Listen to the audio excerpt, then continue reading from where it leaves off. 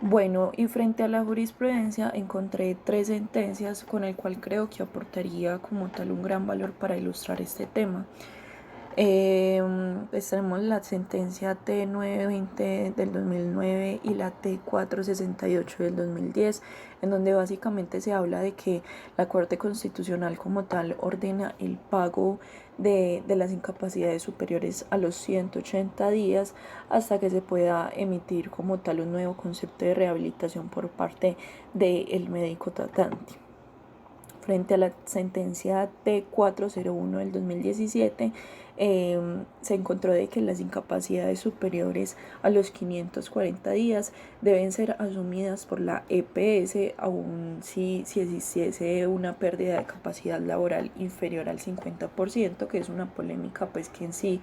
se ha tenido mucho en cuanto a diferentes interpretaciones frente a la misma. Y la sentencia T312 del 2018, allí lo que se concluyó es que no es constitucionalmente aceptable admitir que el monto de la prestación económica o el subsidio por incapacidad temporal sea equivalente a un solo pago, es decir, a que solamente sea la indemnización, haciéndose aquí como un caso omiso al reconocimiento de lo demás. Pero la jurisprudencia que quise escoger para explicarlo un poco más a fondo es la sentencia T401 de 2017, en donde básicamente se trataba sobre una ciudadana de 43 años que presentó una acción de tutela contra la AFP y la EPS Sanitas, porque se consideraba que, dada a la negativa de estas entidades de reconocer y por ende también pagar las incapacidades laborales que le había ordenado su médico tratante, vulneraba de una u otra manera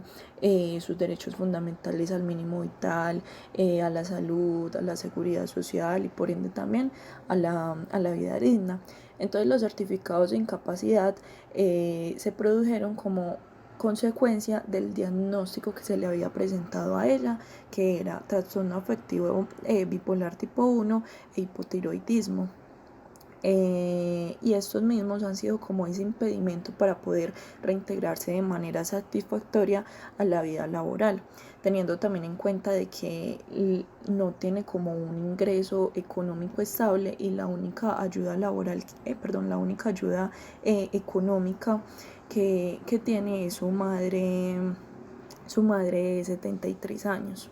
Entonces, debido a este cuadro clínico de esta señora, el médico tratante en sí lo que le ha hecho es que le prescribió unas incapacidades, pero en distintos periodos. Y tanto la accionante como la EPS demandada concuerdan en que los primeros 180 días de incapacidad fueron reconocidos y por ende también fueron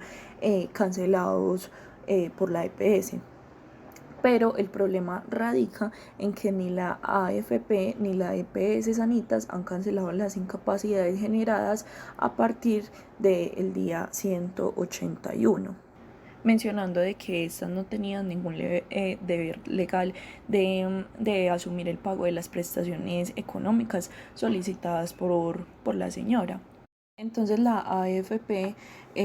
no quería como tal asumir el pago porque justificaba de que no tenía en sí un deber legal en la medida de que el concepto de rehabilitación había sido desfavorable. Y de cierta manera entonces se negó a responder por las incapacidades posteriores al día 540, ya que mencionaba de que esas estaban a cargo de la EPS, pero ya luego la EPS respondía de que en realidad no tenía ningún deber legal y que realmente le correspondía era a la AFP. Y su argumento era porque se presentaban periodos descubiertos, es decir, como periodos discontinuos y que por tanto no podían ser validadas. Entonces, el juez de primera instancia concedió el amparo solicitado y ordenó al Fondo de Pensiones de Protección que efectuara de tal medida el pago de las incapacidades posteriores al día 540. Pero más adelante esa decisión fue revocada porque se consideraba de que la tutela no era el mecanismo procedente para poder obtener las incapacidades reclamadas. Entonces mencionaban básicamente de que la actora no había solicitado con suficiente diligencia las prestaciones económicas pretendidas y no demostró un perjuicio irremediable que le impidiera acudir como tal a la jurisdicción ordinaria. Entonces ya luego la sentencia de segunda instancia lo que hizo fue conceder el amparo de los derechos fundamentales al debido proceso, al mínimo vital, a la seguridad social y a la salud y también a la vida digna de esta señora. Y por ende también le ordenó a la administradora de fondo de pensiones y cesantías de protección que dentro de los 8 días hábiles siguientes a la notificación de esa sentencia, que se pagara el subsidio por incapacidad. Y también le ordenó a la EPS de que le pagara a la señora por un periodo de 184 días. Y también se le da la oportunidad a la señora para que por escrito manifieste a la Junta Nacional de Calificación de Invalidez si desea o no utilizar el recurso de revisión en los términos de esta sentencia como tal.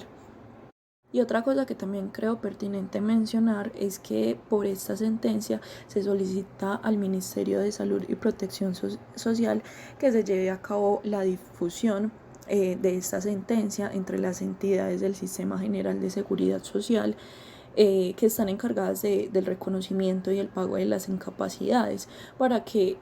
se pueda aplicar los criterios que están establecidos en este mismo fallo acerca de las obligaciones de las EPS de sufragar las incapacidades continuas que se prolonguen más allá de los 540 días. Entonces se puede notar cómo esta sentencia es tan amplia en donde contiene algunos conceptos muy prácticos a la hora de llevar este tipo de casos. Espero que todo haya quedado muy claro y agradezco mucho la atención brindada por todos.